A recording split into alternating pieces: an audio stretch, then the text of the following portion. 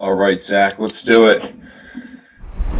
It is Monday, November 16th. Welcome, everyone, to Little Room Sports Talk. Here, Macaulay, Zach Rothenberger. It's weird. It always feels a little weird when we do like a Sunday show and then a Monday show, just because it feels like we should have more of it feels we just did this. But hey, you know what? That's what football season's all about, Zach.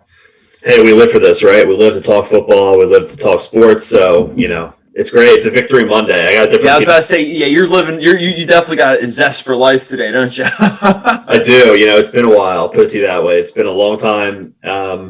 It's been 4 years exactly since we beat the Eagles. So, these are rare occurrences, it seems like. So we'll take it. There's a lot of wild things I feel like that happened yesterday, just across the board. It was. I feel like this week made me want more from a lot of things, right? Like the NFC East race makes it more ambiguous than ever. Now I have no idea. It's murky as hell, right? Who's going to win that division? The teams that suck lost. The teams that were good for the most part won. The NFC West is an absolute roller coaster now. Most of the home teams won yesterday. There's so many numbers and things to jump into. So to that point, we got a great show for everyone. We got the Week 10 recaps. We'll look at Monday Night Football tonight. We got Mojo Monday. We've got all sorts of good stuff. Looking down. We're gonna rip some broadcasters too. You know what? We'll talk the Masters too. That was I'm gonna just go out there on a limb, dude. I hated that was paired with a football Sunday. I know I'll be the first person to stand tall for a second and say this because I get it. And I'm also the person that's been on the other side of this, but I feel like we always get lost in this world of oh my God, there's so many good things on Sunday. Like there's this, but you can only watch one. And if they're all that good, usually when you're undivided, like football, for example, NFL football, I want undivided attention, right? Yeah. You want it throughout the day. It's perfect on Thursday when it's we got football at night, we got the Masters in the morning and the afternoon. But I don't know. Basically, my point is I thought I didn't even really care that it was on Sunday because I was so dialed into football.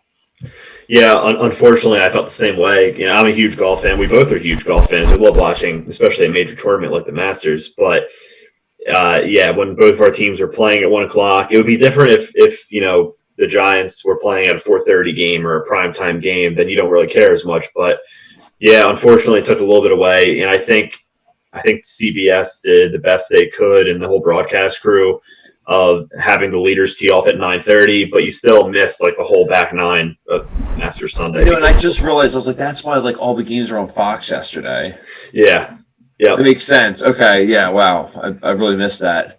It's pretty crazy when you think about it. Yeah, no, hey, we got the chat going. How we doing?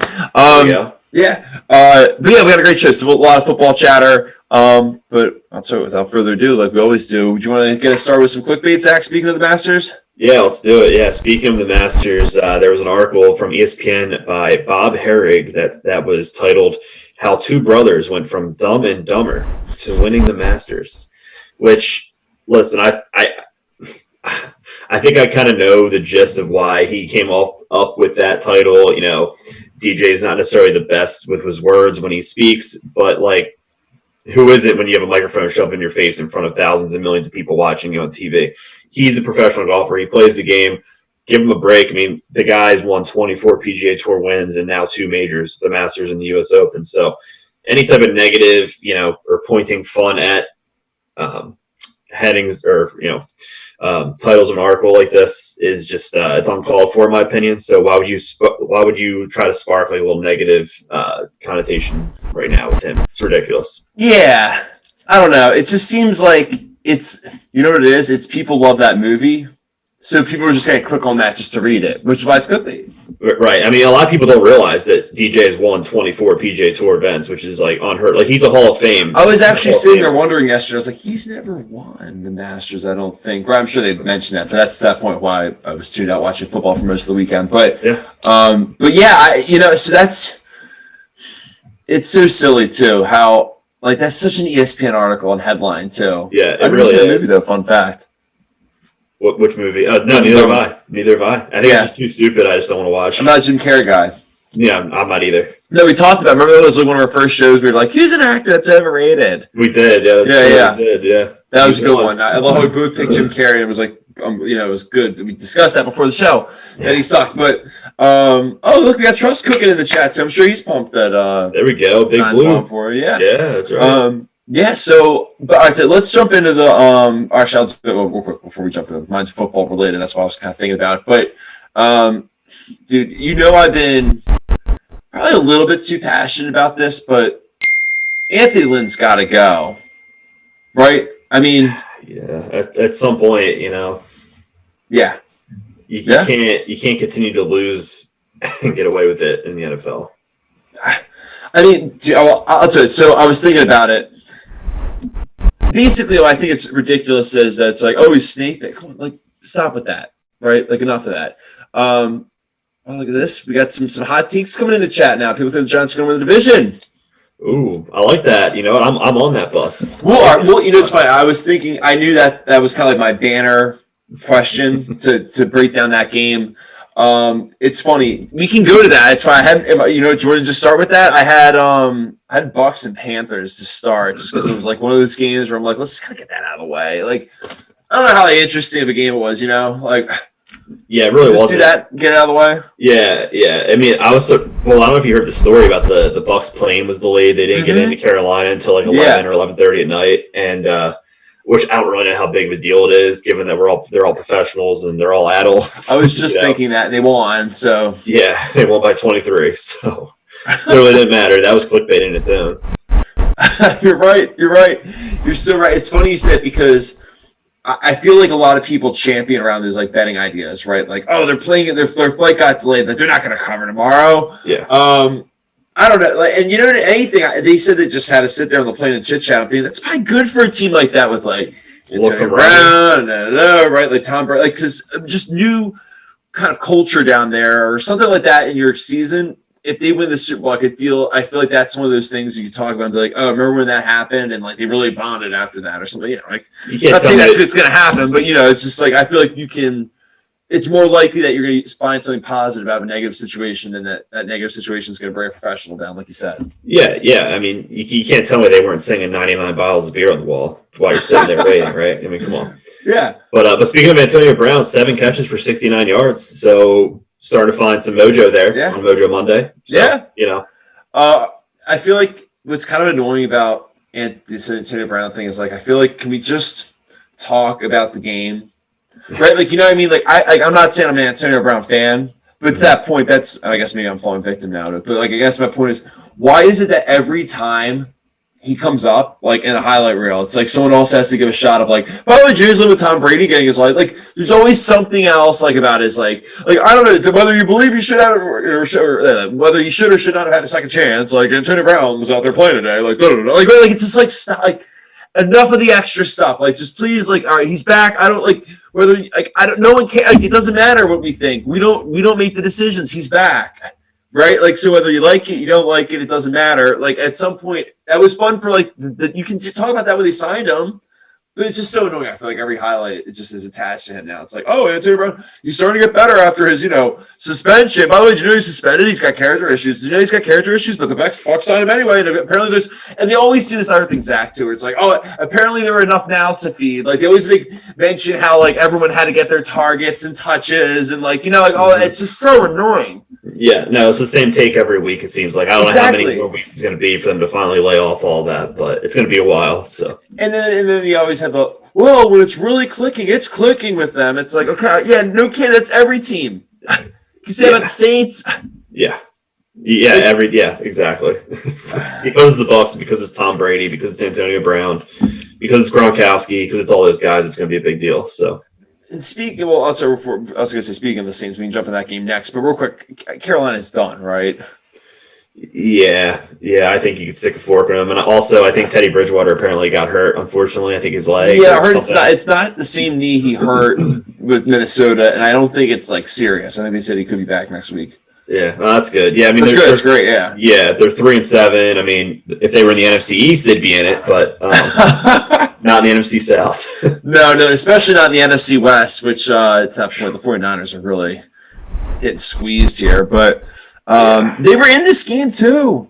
It was tied for the most part. Yeah, they're winning in the late in the first half, and the game kind of got away from them. Like you said, they're down by 7 with mid fourth quarter, and then Kamara had 3 touchdowns. Drew Brees, I guess, right? That's the big story. After after this game was was it a rib contusion or now? I guess that's what originally was. Now, well, they're saying now it's like 5 fractured ribs, I believe. Yeah, and I think his lung is punctured lung. Yeah, punctured lung. Yeah, so that's going to take a little bit to recover. I think. I think it could be. I think we might be seeing more of Jameis Winston than Taysom Hill. Yeah, yeah. Well, I mean, and I feel like everything was pretty close to the vest, just low risk plays, right? Short passes, all that kind of stuff. By the way, I feel like that's right after you, right there, the Kyler Murray chatter in the chat. Oh, what's that? What are they saying? I'm on the Facebook. Twitch. Trust was saying in the Twitch chat that Kyler was asking Kyler for MVP this year, which I feel like you're on that bus. I think he's in the top 3 for consideration. He's getting there. Yeah, I think Russell Wilson's fallen out, to be quite honest with you. So I think it's and I hate these conversations, but I think it's Aaron Rodgers, Kyler Murray, and Mahomes, obviously. So I would disagree with it. Yeah. And it's funny too. I'm looking at what Ryan was saying in the chat too about how the only shining light for the Eagles was Miles Sanders. There's so many. It's funny. Let's just jump into that game, right, real quick. The Saints rolled. They beat the 49ers. 49ers are done, I think, right, to this point. I mean, they're not dead. Yeah, they're not, completely dead, but they're probably in pretty rough shape. Yeah, I think they're pretty much toast. I mean, the Rams are 6-3 now, right? So you got the Rams. All 3 of those teams, the Rams, Seahawks, and the Cardinals, are all 6-3. So when you have 3 teams 6-3 and you're the guys who are 4-5, that's a problem. Yeah, and do you believe? I guess the real question mark I have taken away from that game is for the Saints, right? If Jameis plays, what? I don't want to be that guy. It's whenever I show, are you confident in him? Do you think confident in him? But I think there's and he's put up the numbers in Tampa Bay. And I think that's right. That's the take everyone's got. But you kind of look at this whole perspective. It's like a tryout, obviously, for him for a new contract somewhere else next year, probably. But what? Or even there, maybe if Brew's retired. But what are you expecting from Jameis? I mean, I feel like we've seen these situations before. Look at Teddy Bridgewater, for example. He was a good quarterback in Minnesota, but he needed to polish up a little bit. And then he goes to the Saints, sits behind Breeze. He played 5 games last year. They won all 5, and he looked like a totally different quarterback, in my opinion, which led him to where he is now. Yeah, but they're 3-7. Carolina, so it's what what do we really get there? But I'm saying in the Saints system he was 5-0, so I'm thinking maybe with the Saints system, their playbook, their coaching, maybe Jameis cleans it up a little bit with the Saints, and maybe he's a little bit better.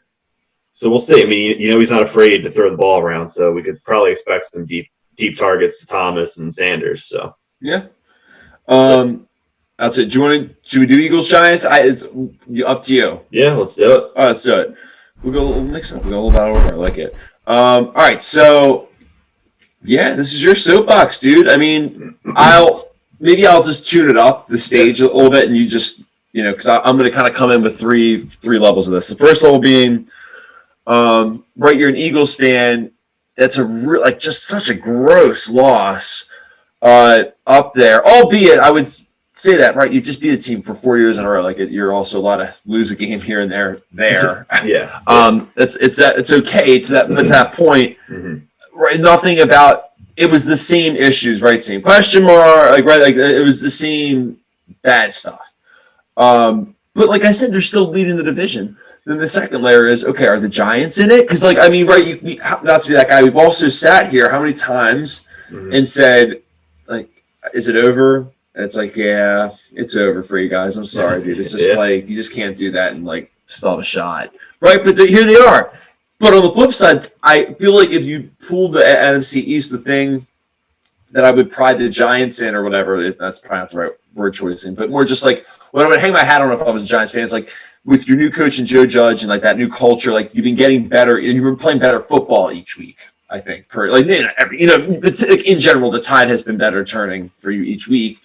So I didn't think you guys would take a step back after the result a few weeks ago. I thought if anything might rally from that game. But on the flip side, right now to that guy, you are still you're right. You're 3-7. 3-7. Yeah. Right. And then that leads to my third point. It's not does it matter, but good God. I mean, it'll be interesting to see what the Eagles do against the Browns because I feel that will make this playoff picture a little more vivid, right? If they win that game, they're 4-6-1.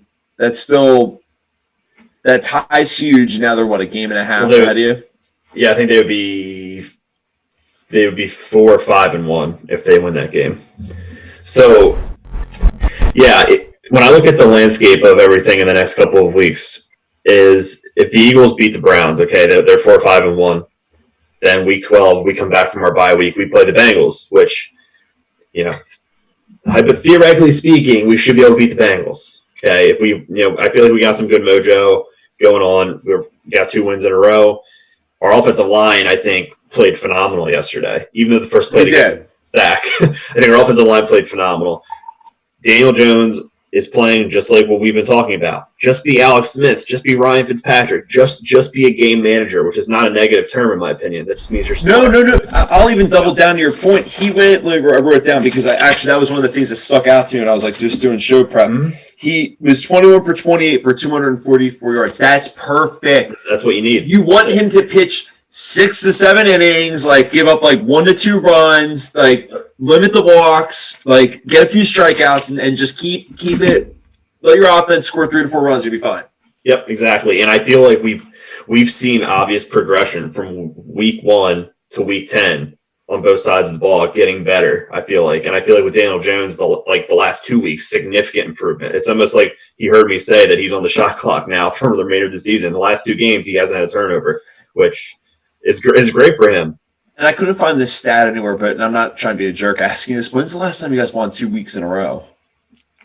It's been a long time, and I think I saw that stat. It was 2 years ago. I think. Was it really? Yeah, it was a while ago. So I'll keep the stats rolling, and I love what Ryan was saying in the chat too. Right, because it's because I'll represent Philadelphia kind of in this dialogue. Obviously, you being a Giants fan, right? That's what's alarming. 0 for 9 on third down. You come off a bye, and it's right. It's the same alarming issues, right? Mm-hmm. It's the same.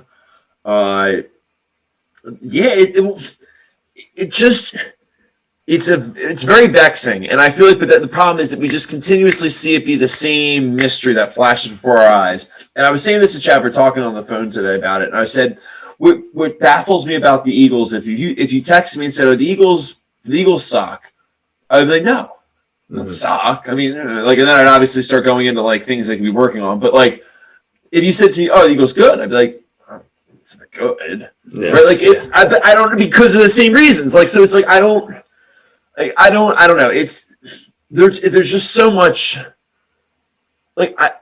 I don't know how it continuously is the same mystery. It's like a murder.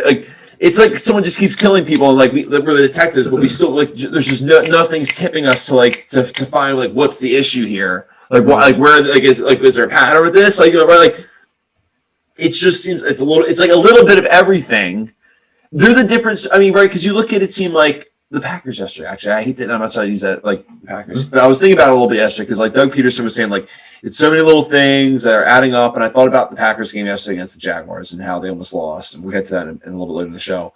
But I thought about how Rodgers threw an interception inside Jacksonville territory. Adams was not off the races, but free running, and he fumbled that ball on R30, which led to them scoring some points. We gave up a punt return. We had a touchdown called back. Right, there are a lot of things where I'm just you can't do that and win, but teams do it. Right, you look at the Steelers against the Cowboys winning that game, grinding it out. Right, there's the Bills against the Jets. Yeah, exactly. New England against the Jets, even. Not that I want to really, not that I'm saying New England's great, but basically, my point is saying you can still win games when it doesn't if you can that's what separates the teams that can maybe win later on in the season and not. And Grant, on the flip side, you can't be those teams and goof off all the time. But basically, my point is saying you can't just say, "Oh, well, it's just these things. It's just these things keep adding up." It is, but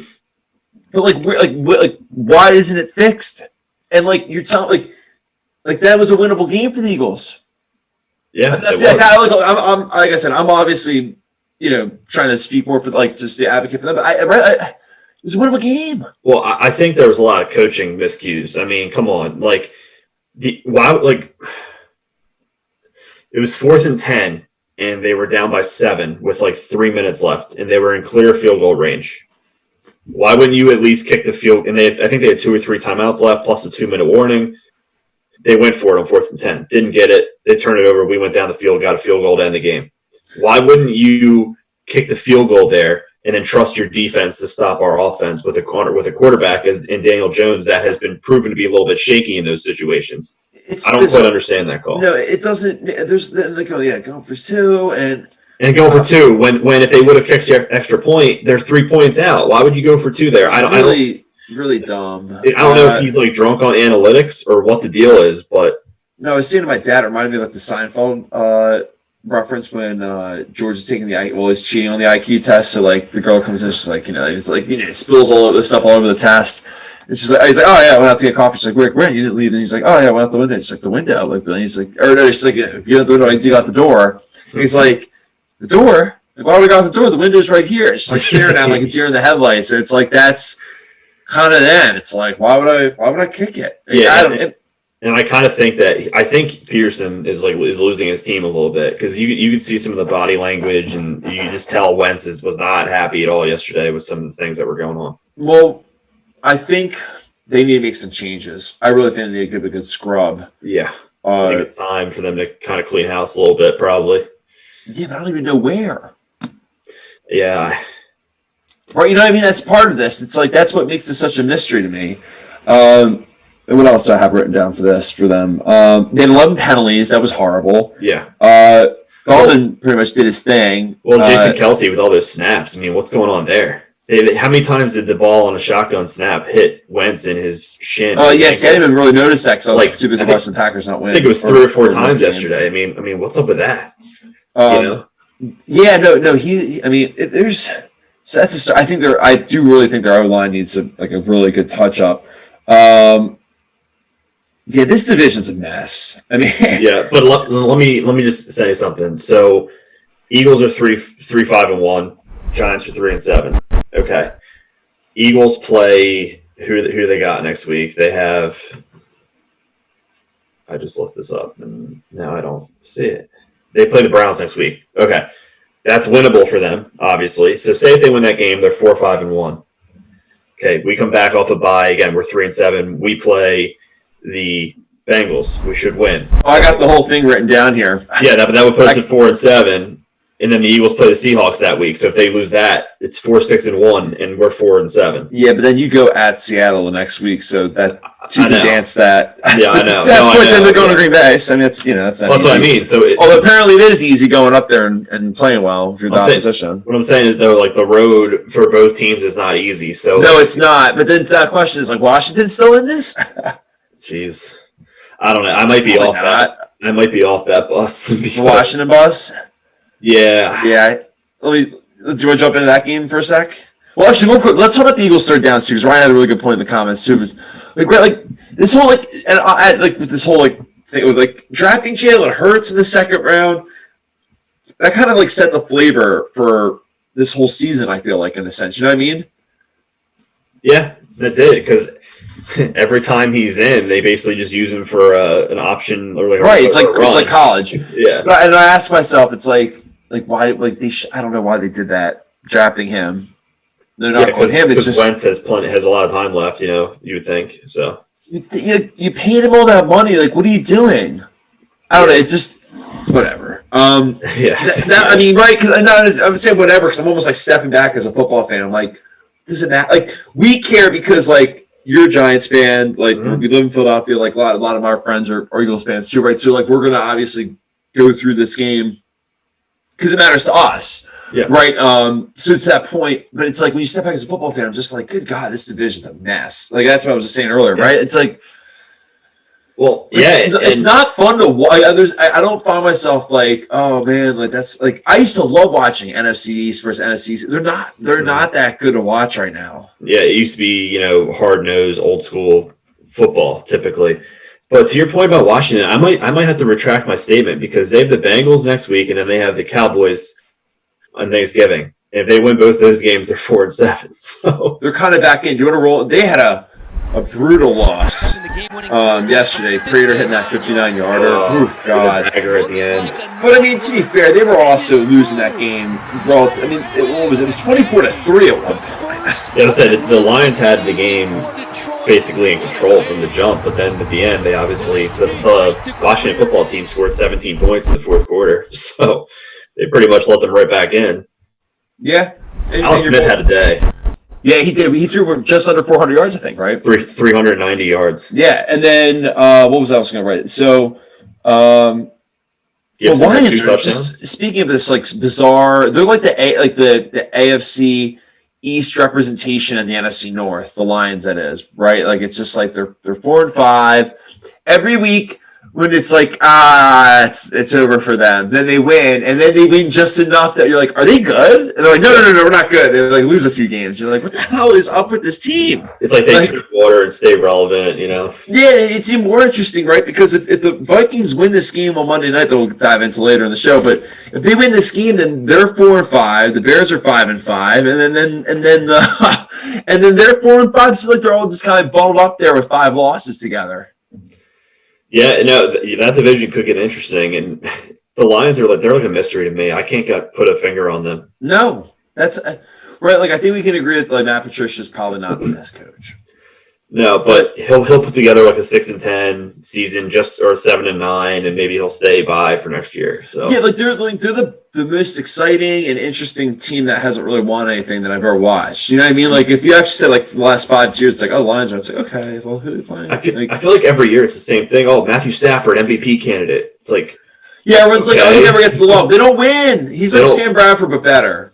Right, that's a great comparison. A notch above Sam Bradford. Yeah, it's like, hey, I want to turn my Sam Bradford in. Do you mind if I upgrade it? It's like, yeah, sure. You want the next package mode? It's like, yeah, just the next one. It's like, okay, here you go. Yeah, and I give Kirk Cousins like a slight edge over the Stafford. I was literally just about to say that if you want to upgrade one more package, then you get a Kirk Cousins. Yeah. Oh my God, that's funny. Although I don't know, actually, I think I'd rather have Stafford than Cousins. I probably would too. Yeah, I think so. Maybe Cousins is the iPhone X or whatever. Mm-hmm. All right. But yeah, another one of those games, right, where it's like, okay, well, Lions live to fight another day. I guess technically Washington's still in it a little bit. That was a game the Lions needed to win more than, I guess, Washington just because of the state of the division. But let's flip over real quick and do some AFC action, right? So let's just get like another bad game out of the way. It's funny. I was thinking about this one, Zach. You're a Seinfeld guy, right? You know, it's been a while since I've freshened up on my Seinfeld lingo, but... Well, I think George Costanza put it perfectly. I'll play the clip for everyone to sum up what happened in the Vikings, or not the Vikings, sorry, the Texans and Browns game that happened yesterday. Jeez. I think I can sum up the show. It was sloppy. With one word. Nothing. Big running game.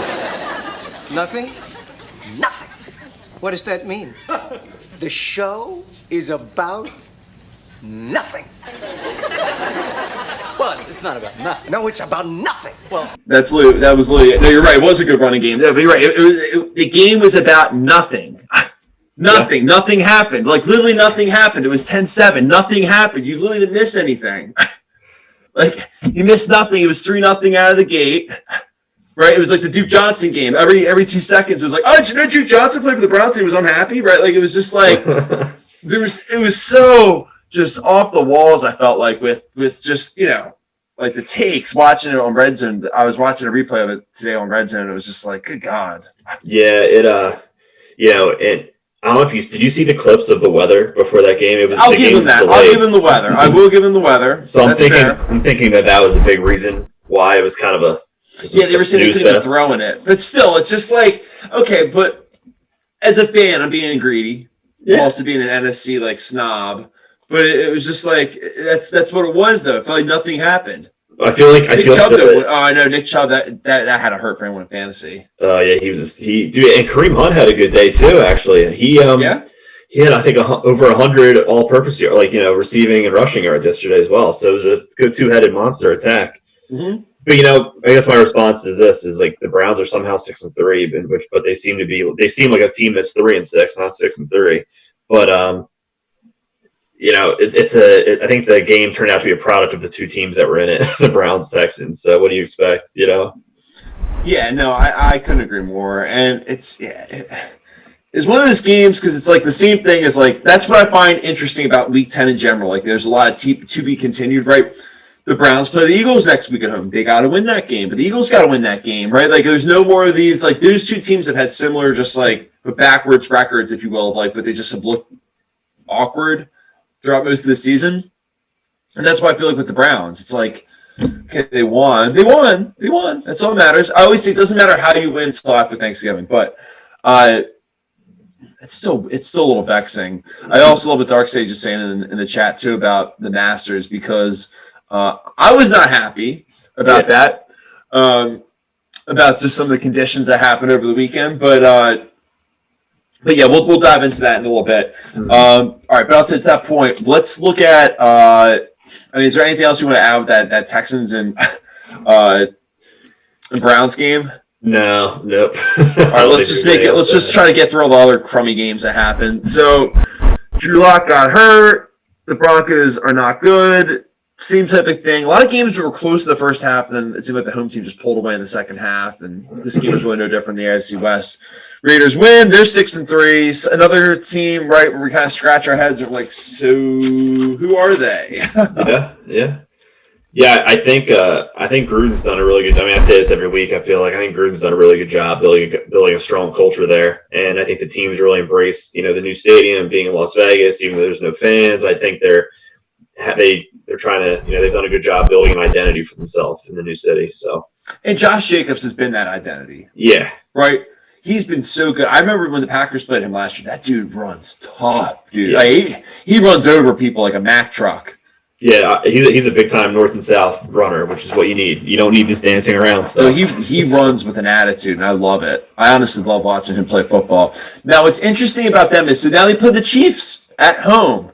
Hard to beat an opponent twice. Did you see what they did too last time? Apparently, yeah, they did victory laps, right? It's a little stupid, kind of, but like whatever. I also think it builds camaraderie. Then Andy Reid, shut up, dude. Like you can't be the person that says to the press, like, well, they won, they can do whatever they want, which is true. But you can't also be like, but I didn't like it. It's like, well, then don't say anything. Then don't lose the game. Or exactly. Like you can't do that backhanded nonsense. No, you can't make that comment. Yeah, it's whatever. That's just like immature.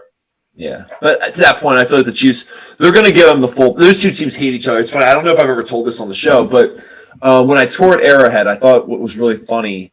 This was a couple of years ago, but when we were touring it, the nicest people in the world, right? Like that Midwestern. You've experienced it in Wisconsin, right, and some other cities in Midwest. But Casey's exactly the same way. But it was funny because the entire time our tour guide was this like sweet old man, but every once in a while he would just like throw in just like hard jabs at the Raiders and be like, oh, like there's no fights here except when the Raiders come to town. Like everyone's like laughing. I'm like, you can tell they really hate them. Both sides of that. So I feel like it'll be interesting, right? Vegas for the first time from Holmes and the crew. Vegas has to win that game. If they win that game too, then it's interesting. That is It's really interesting because they had the tiebreaker of the Chiefs in their game out. And only a game out. Yep. It's really interesting. That game should get flexed. It's Sunday night. It's a Sunday night game. Oh, it is a Sunday night game. Yeah. They must have moved it, or I don't know if it was already, but yeah. It probably was already, but that's awesome. Good. Yeah, that'll be good. That'll be really good. Yeah, all right. Well, let's just finish up the teams in the AFC West that played yesterday. The Chargers. Like I was saying in our clickbait session, oh man, dude. I've never seen a team so brutal in one possession games. They're 3-16 in their last 19 one possession games. The Dolphins with 5 straight wins, and I thought it was also interesting that they're 5-1 against teams not in the AFC East. Really? Yeah. How about that? They're 1-2 in the AFC East. Wow. Well, that's not good for divisional races. No, it's not. But I mean, 6-3. I really thought the Chargers were going to win this game. They would bounce back. And, I keep thinking every week, Tua's going to experience his first loss. He's going to have a heat check. Well, he's proven me wrong. He just continues to play. And his numbers aren't sexy at all, Kieran, but he's smart. He's a smart quarterback. Yeah, he is. And it's funny you mentioned his numbers. Let me pull them out. So, 15 for 25, 169 yards, and a touchdown. That's kind of like what we were talking with Daniel Jones like a little bit, right? Like that game management. Yeah, which isn't negative. I don't view He's that not as turning negative. the ball over. Yeah, I don't view that as a negative term either. I mean, you're not turning the ball over. Can they win the AFC East? Especially now they kind of bridge the gap. They'll play the Bills. I think is that week 17. I believe it is week 17. They do. I mean, the Bill. Yeah, I mean they're only a half game out. You know, the Bills. I mean, that was a heartbreaking loss. Obviously, I'm sure we'll dive into that soon. But that was a heartbreaking loss, and yeah, we're not gonna save it because it was the best game. It was the best finish ever because it was oh my god. Did you hear about the Hail Mary? Oh, did you hear there was a Hail Mary? Oh yeah, there was a Hail Mary this weekend. It's like, dude, it's so funny you texted that so you wanted your Mojo Monday to be because I was just like. I had my thumbs like at the ready to start saying like, dude, I also because I was just ripping like, you know, I rip a lot. By the way, I'm going to go in on some broadcasters during the Packers segment. I'm actually going to be more involved with that probably than anything else. But yeah, sorry. Nevertheless, what were you saying? No, I mean the Bills played the Chargers coming off their bye week, so I mean in reality, like maybe they take their aggression out on them, but the Chargers, you never know what you're going to get, and the way that we have seen teams come out of bye weeks so flat and slow, maybe the Chargers could upset them, and then the Dolphins are right there. So the Chargers are like buying a scratch off. It's not when at the end of the day you're more disappointed than anything. But for whatever reason, every time you're involved with them, you're excited. Like you get excited and think that something good's going to happen. Yeah, and how often do you win? 1 out of every 12 times. Yeah, 3 out of 16. Yeah, when it's close. Yeah, when you scratch it, and you see like. Yeah, exactly. You see like W, and like you're thinking, does that mean winner? And it's like won't happen this time. You're like, damn it! Like, right. Exactly. That's exactly what it is. So, all right, but at that point, let's see. Let's take a spin in. Yeah, let's do it. Actually, that's fine. Let's do some Bills and cards. Right, Zach? Did you hear about the Hail Mary? Did you hear about it? Yeah, refresh my memory. All right, well, here, I'll replay the ending. This was a great ending from the jump, right? Because this game was all over the place. I mean, so it's 23-9 Bills. Then the Cardinals are up 26-23 to start the fourth. The Bills go down and score a touchdown with Stephon Diggs with like a minute or like with 30 seconds left. Mm-hmm. And then obviously, you know, the Hail Mary happens. And I'll even show another replay angle of it for everyone because this is really remarkable.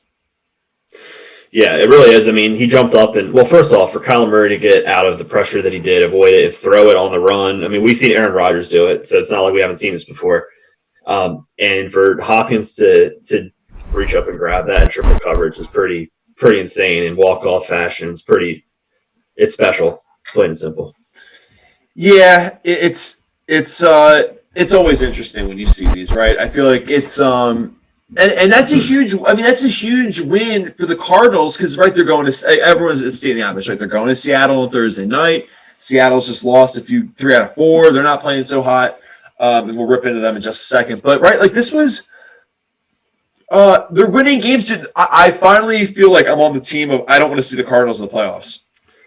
You know what I mean? They just have a lot of talent. Like their offense is so fun to watch, and I think that's why my fantasy team reflects my interest in the Cardinals this year. You know, like their offense is just so fun to watch. They're explosive, very explosive, and they are. And the defense is going to be what's going to take them or not. And they're the 9th ranked defense. And I honestly keep thinking about how stupid I was for writing that article this year. Although to be fair, that I feel like can we at least? It was a well researched article. It was.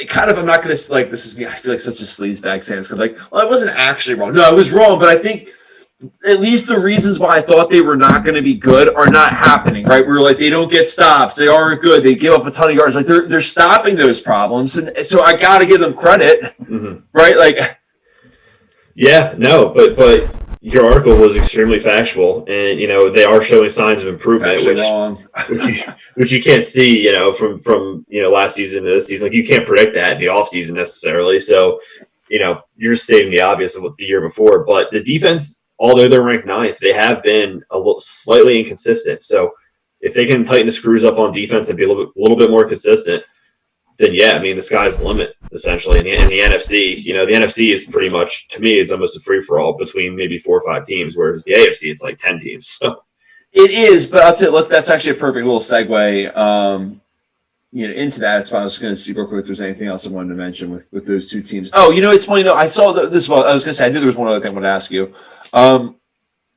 would you? I hate myself for asking this question because it's like this is what I hate about other shows because it's like one, we'll never know. Two, it doesn't matter because either way you'd be better off with like most people, like right.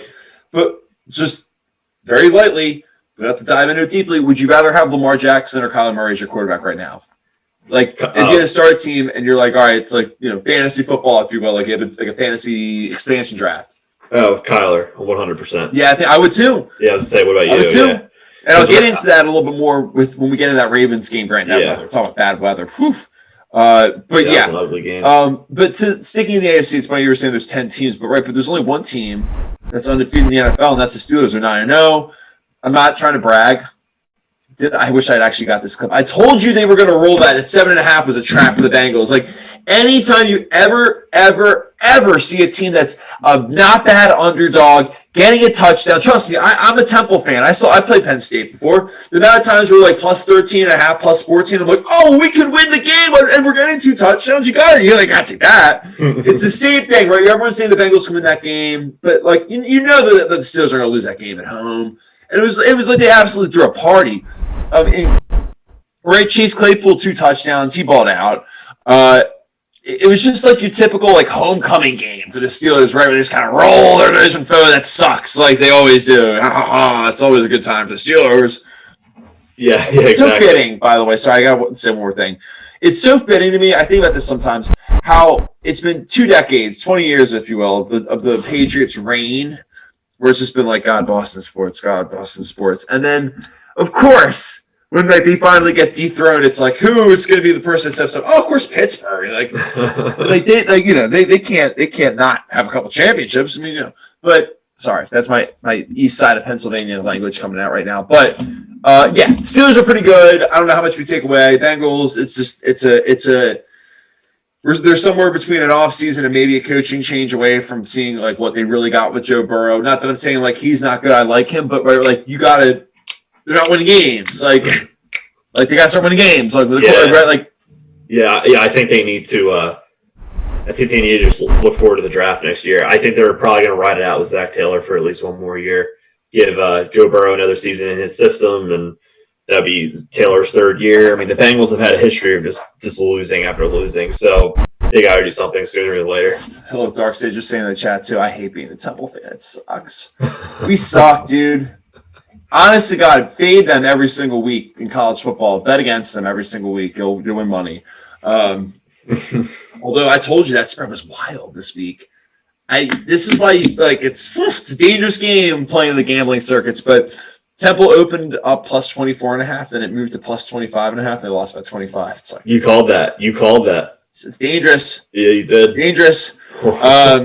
Dangerous stuff. But. No one won if you're a Temple fan because they suck. But all right. Nevertheless, let's jump back real quick into the NFC though. We talked about this just a second ago. Team that's really struggling. Hawks. They've lost 3 or 4. It's obviously predicated. I mean, right. The obvious take if you flip on NFL Network or ESPN. And I mean, I'm just kind of doubling down on this take, but right. It feels like Wilson's probably pressing a little bit because their defense sucks, which it really sucks. And now he's turning the ball over a little bit, and that's kind of where we're at. This defense for Seattle, especially they can't stop the run. It's bad. Yeah, it is. Those 2 interceptions by Russ were just awful. Especially one in the end zone. That was brutal. When he could have ran for it at least 10 yards and possibly even scored on his feet on that play. So I think you hit the nail on the head. I think he's pressing because he knows the supporting staff, especially on the defensive side of the ball, just isn't what it used to be. It's not there. There's no more Legion of Boom. So, and Jamal Adams, they were showing clips left and right of his attitude, if you will, or lack thereof. Yeah. I'm so glad. Yeah. Just prime example. I know what you're about to say. You're saying you kind of held up because you want to be nice, but you're saying you're so glad seeing a team, especially in one of these places, like whether it's Baltimore or like Seattle, these areas where it's like, oh, we'll take your troubled player. He's unhappy. He wants more money. He's maybe being a selfish jackass, but like we'll make it work here. And like it's funny because how many times we say in the offseason too, we're like, they always do this. They always bring in these disgruntled guys, and it always works out for them. It's kind of nice to see like, oh, it's not working out for you, huh? Like. Yeah, because I remember when the whole Jamal Adams thing was going on. Oh, the Giants should get Jamal Adams, or this team should get Jamal Adams. We're in Adams. the Super Bowl now because Seattle is. Yeah, and we kept saying, no, he's not a good locker room guy. You don't want that. And there you go. It's showing. Now, I'll add this because I feel like I understand when you look at the three teams, right? The Rams, the Seahawks, and the Cardinals. What's exciting about the Cardinals? Kyler to D-Hop. Fitzgerald's really good. And even like guys like Andy Isabella are fun to watch. Like Chase Edmonds, Chase Edmonds, exactly. Right. Kenyon Drake. It's like a fun and right then there's also this like the headliner of like Cliff Kingsbury's offense, right? Like it's like fun. It's supposed to be quick and like Big 12. Seattle, right? Russ is Russ. He's the magic man. DK is obviously really fun to watch. That connection they have, the Legion of Boom, like you said, the hostile crowd. Even though I know there's no crowd this year, but like we're kind of like the 12th man, like all that, like that jazz. And then you got the Rams, where it's just kind of like okay, the Sean McVay fund is a little bit over because like they went to the Super Bowl, he was the golden boy, like all that stuff, right? Like, and now they're just kind of sitting there, but they're not bad. They're actually pretty good. They're 6-3. I keep thinking they're worse than what they are. If that Hail Mary doesn't get complete, they're in first place in the NFC West. So is this game more about Seattle losing, the Rams winning, and to double up that question, it's like, what do you take with both of these teams? I guess especially more the Rams, right? Like, are they good? Well, they've been proving me wrong all season because I've been thinking they were supposed to be bad. So I think it's more about the Seahawks. I think this game Thursday. I mean, obviously the easy take would be to say that it's a must win. Well, it is, especially in this division, and I've never seen Russ play this poorly in my lifetime watching him in his career that I've seen. So, and to be fair, he was on fire the first 6 games. Oh yeah, yeah, so, he was. But so to that point, it's like I'm not going to completely rip him. Yeah, no, you can't completely rip him because he can turn it on just like that. So I'm just saying I'm surprised I've seen what I have seen out of him because some of the mistakes he's made, it's like a rookie or a second-year quarterback mistake. So and it's a good point with the chat too, like with the team chemistry. Like they don't look like the same like harmonious Seattle team that we're used to seeing. Yeah, that can always turn around. Yeah, something seems off there, but I mean, Pete Carroll, love or hate him, he's usually a pretty good team chemistry guy. So. Yeah, you're right. I don't know. I think they should turn it around. I'm trying to think. We only got. It's funny. These recaps are like flying by. We only got a couple games left. Yeah, so were you at some? I was there with the talent they have and the experience. I wouldn't be surprised if they turned it around. So no, you're right. And to that point, let's talk about turning it around. Right, the Patriots. For all the laughs we gave about them barely beating the Jets, and you're like, that doesn't matter. That was a really good gritty win for them. 23-17. Yeah. Right. That's how they got to win games, and they did some trickery. It was a good win. Yeah, it really was. I was shocked. I thought the Ravens were going to win this for sure. It's one of those things where when you think Bill Belichick is down and out, he's very much alive and kicking. So at 4-5, I mean, the AFC is a gauntlet. Obviously, it's in the AFC East with the Dolphins and Bills. But if they can keep this up and win these gritty games, who knows? Who knows? Maybe they get that seventh wild card spot if they can keep it up. Can I ask you a really stupid question? But I don't think it's that stupid because I don't. It is, but this is something that's like Kieran, you got to do this look before the show. But are they adding that 8th playoff team, or are they with the whole Corona thing? I thought that was, hey, if this gets a little more wacky as this continues and there's like more Corona nonsense, then we'll just let an 8th team get in. Well, I didn't think they agreed to it yet. Did they already agree to it? They didn't. I don't know if they agreed to it, because I was watching. I think it was Eagles post game. They're kind of saying like, oh, well, like they still have there's 8 spots to be had. Like, but I was like, wait, no, there's not. There's only 7. I don't know if it's been agreed to yet, but I know that they said if games are to be missed because of COVID, then they add the 8th. Right, yeah. So I didn't think not added yet. Okay, good. Because I said with that bye. I really want that bye. I know, yeah. It means something. I'll die on that hill. I always wonder if you're this. I mean, never. I mean, you always got to take the bye, but I always wonder if when you're the 2 seed, you play the 3 seed. If the 3 seed's warmed up and they're ready to rock and roll, and they're on the road and they don't care, they have nothing to lose, they're fresh and primed, and they felt the chopping block knife already. It's tough, but at least the 1 seed, it's more like the 4 seed's kind of we won somehow. Like, you know what I mean? Like, and now we got to play the 1 seed. Yeah, exactly. And it's usually like a Saturday night game. It's like just like but the Patriots know all about that. Beat the Texans and like those types of teams. All whoever the AFC South, where the adversary was, or the Bengals or something like that.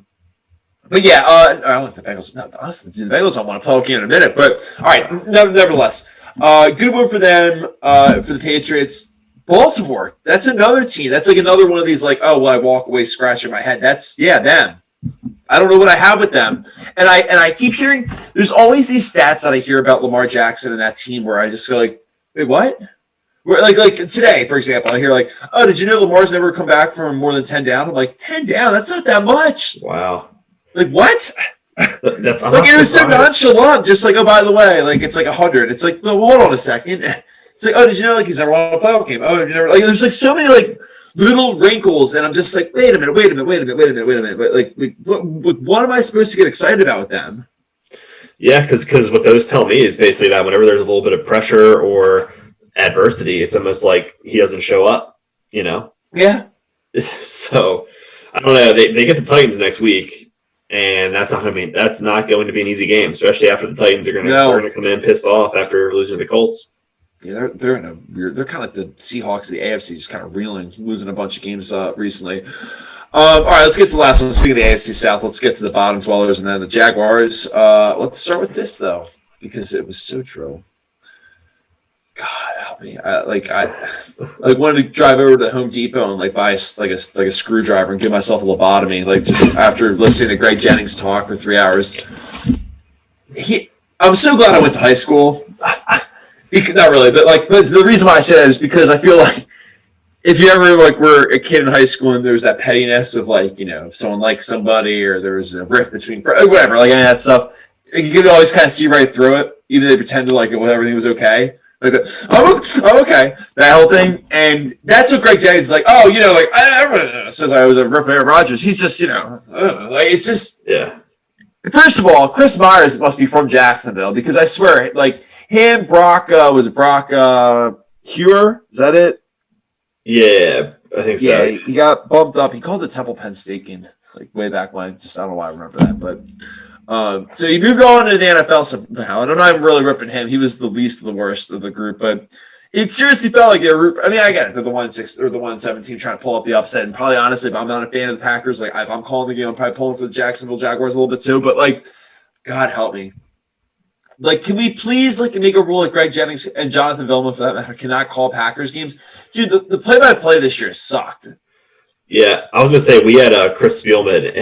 And that crew's horrible, too. It was the absolute, it wasn't JV. It was the freshman. No, it's so bad. Who else is in that crew? It's, I forget the other guy's name. But was Sam Rosen the guy calling it? He's actually, I like him, though. No, I don't think it was him. I forget. It wasn't Kevin Burkhardt, was it? No. It was some other guy I've honestly never heard of before. Yeah, well, nevertheless. All right, well, I'll make this quick with the Packers, too, right? There's not a whole lot to take. They had a lot of chances to make this not a game. I think I kind of went into details. Right, I was basically talking about that earlier to the point the Eagles, how Doug Peterson was saying it's the little things that are tripping them up. And I was saying, well, okay, the little things trip these guys up. And, they found a way to... So I'm not happy. Here's the thing, though. To flip it back, because I'm not also going to say it's sunshine and rainbows with Green Bay.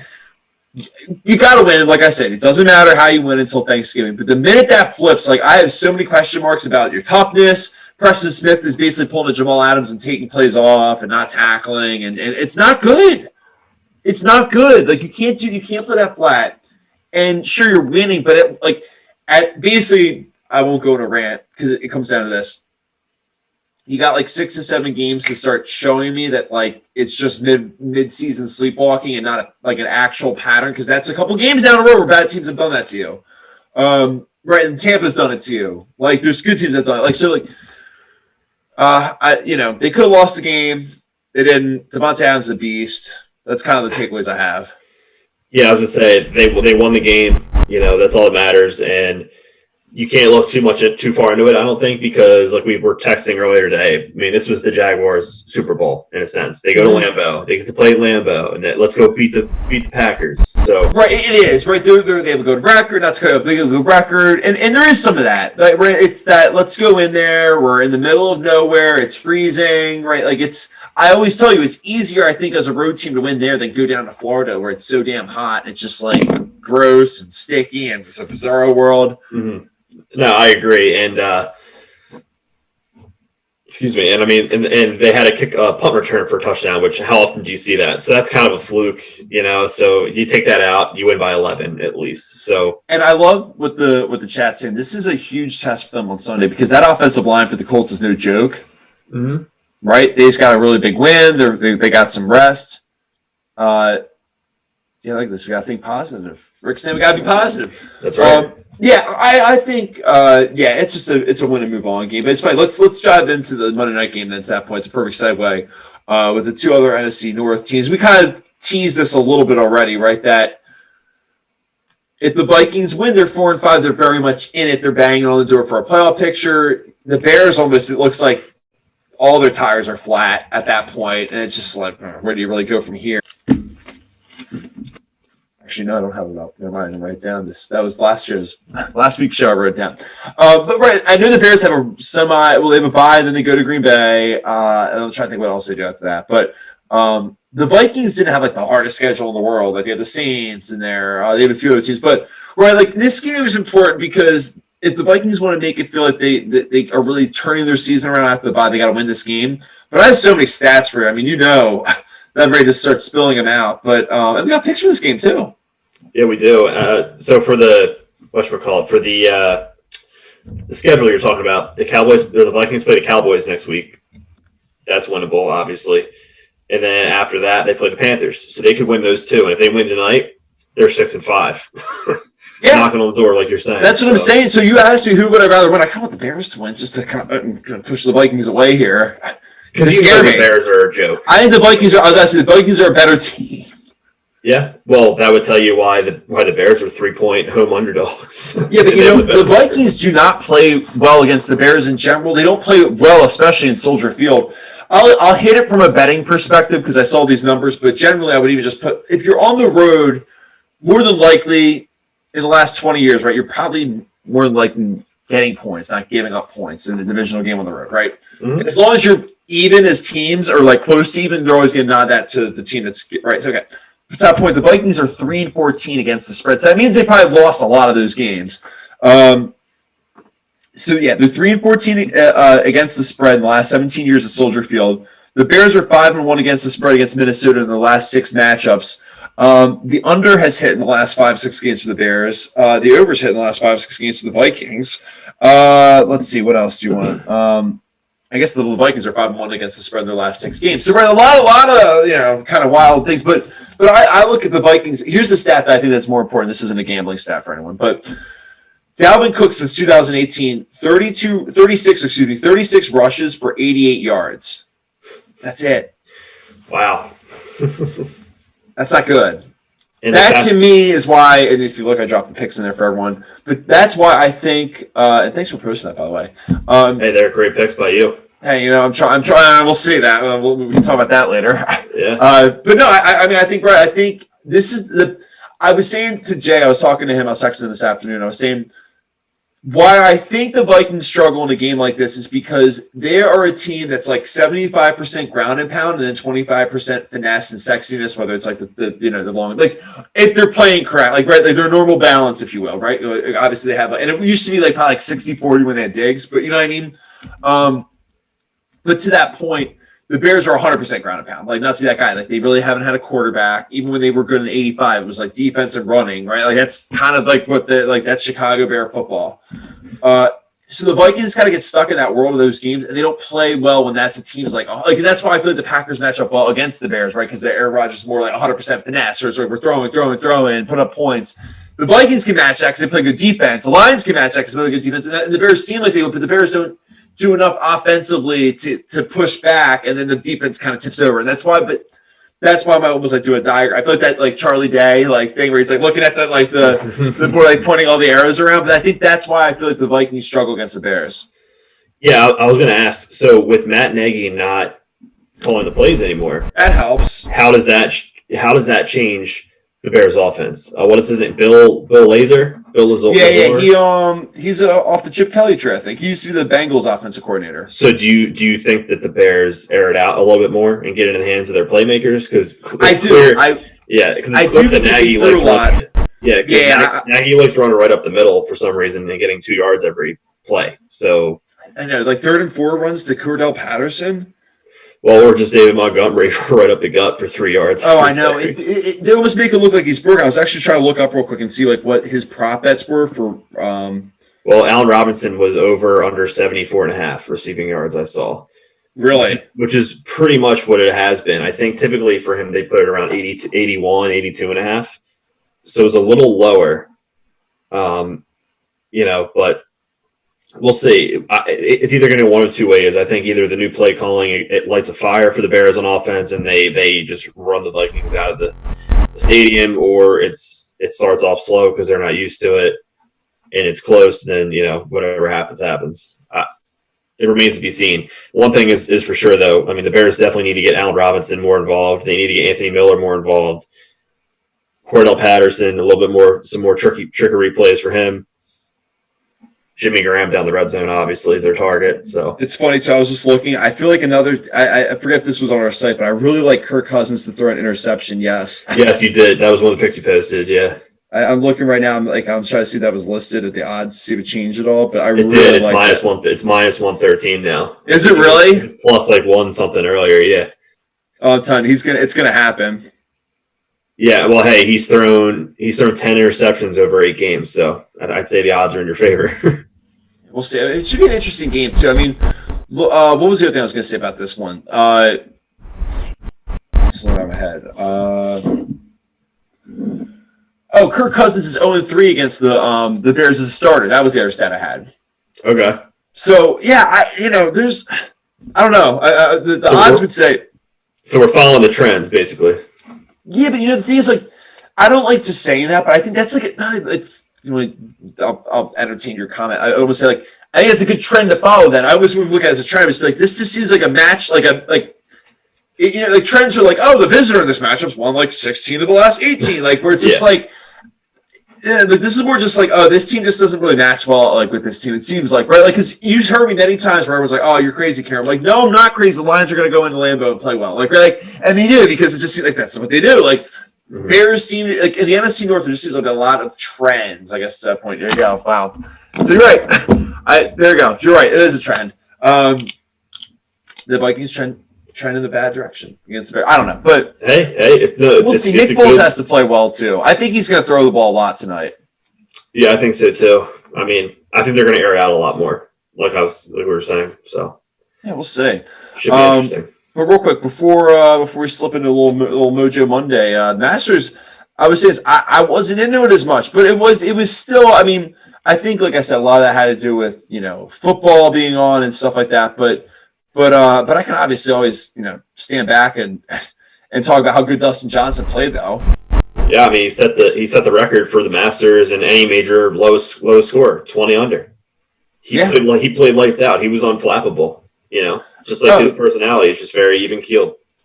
Yeah, it really was. And you even said he's actually an underrated golfer, even though he's number 1 in the world. You almost forget he's number 1. Yeah, that's how he's not like the most flashy guy in the world. So people lose sight of that because he's not Tiger Woods or he's not John Rahm or anything like that with a big personality.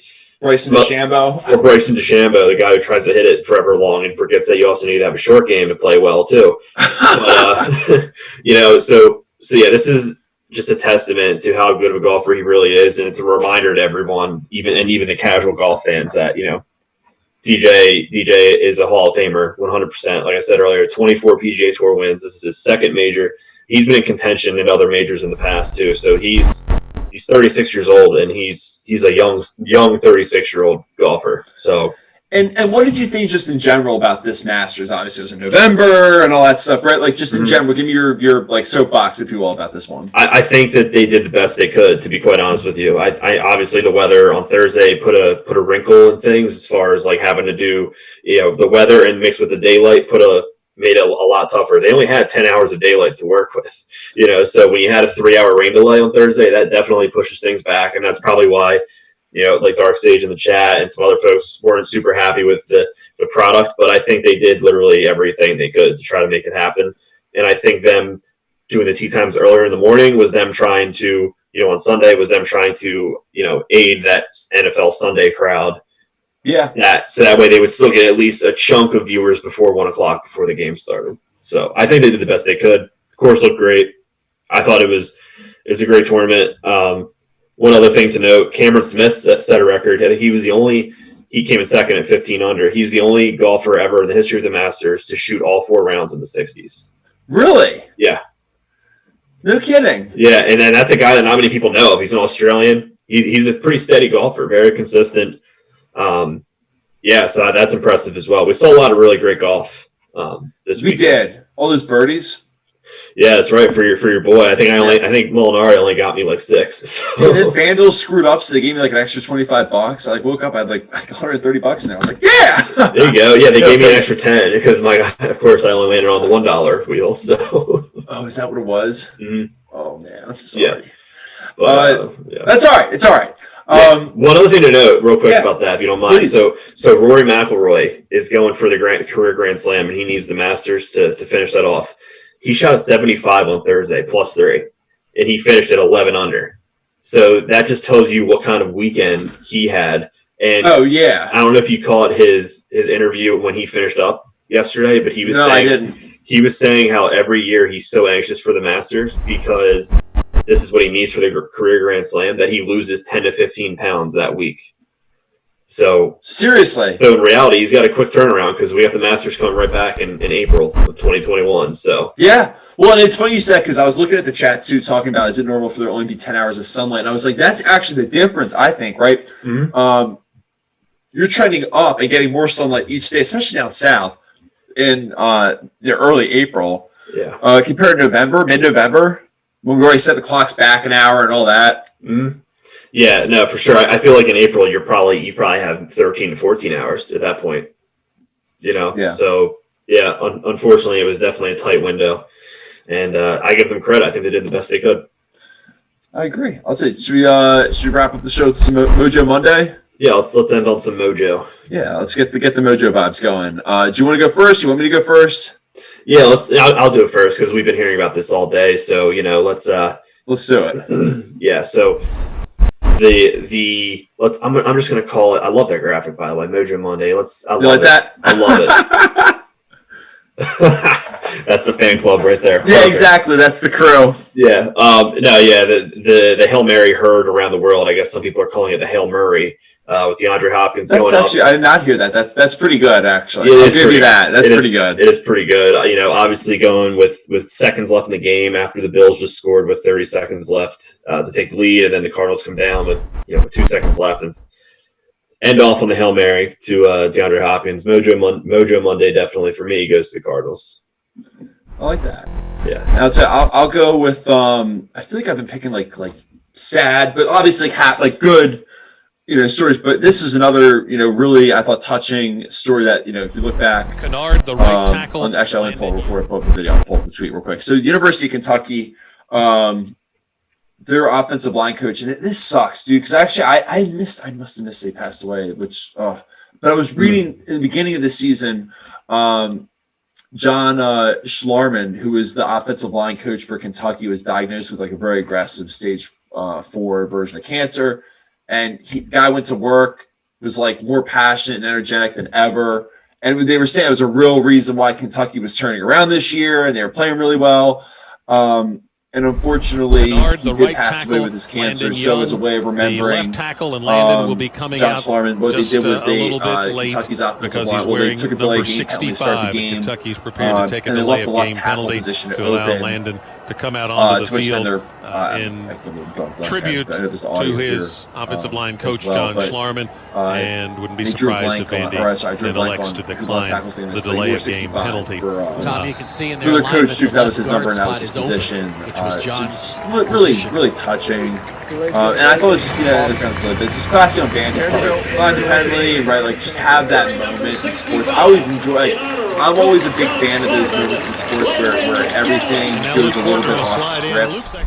Right, where like someone that might be like a special needs manager comes in, right, and everyone like make sure he gets a couple shots in or she gets a couple shots, like all those things. Like I just think it's really classy and good for both of those teams for doing that, and in a great way to honor John's life and everything like that. I thought it was great.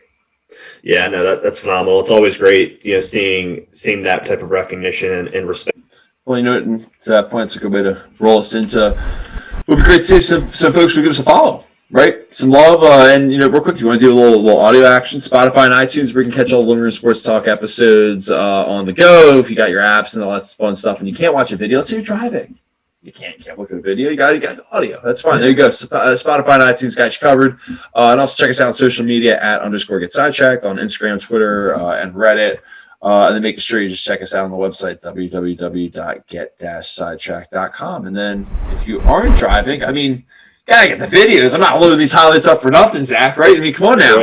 That's right. Yeah, exactly. You gotta get the video in there, right? So, follow and subscribe to us, whether it be on Twitch, you can, it's free via Amazon Prime to subscribe to us. Then you can throw all the emotes in the chat. You can chat out with Dark Sage and Trust and the whole gang in the chat. And then if you're a YouTube person, though, that's cool too.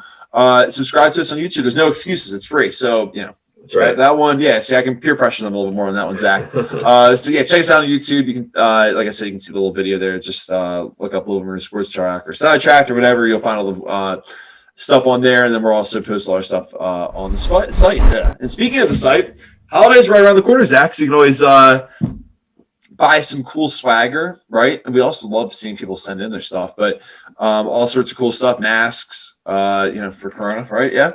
Mugs. Fanny pack. Fanny packs. We're going to make those cool. Maybe I should get one of those. Hey, I just ordered myself a hoodie to get my own side. That's fun stuff. Yeah. I'm going to get one of those gaiters, like the neck thing, I think. Oh, they're sweet. Yeah. Those are pretty fire. But yeah, all right, to that point, yeah, this is awesome. This was a good old-fashioned Monday with a lot of sports highlights, football highlights. But we got Monday Night Football around the corner. Anything you want to take us out with? No, I'm looking forward to a very, very close game tonight, and let's see if the old Bears can pull it out like we're thinking. Yeah. Check out those picks. They're in the chat on our Twitch following right now, and we'll see everyone back here in the living room at 7:00 Eastern Time tomorrow, Tuesday. Cheers.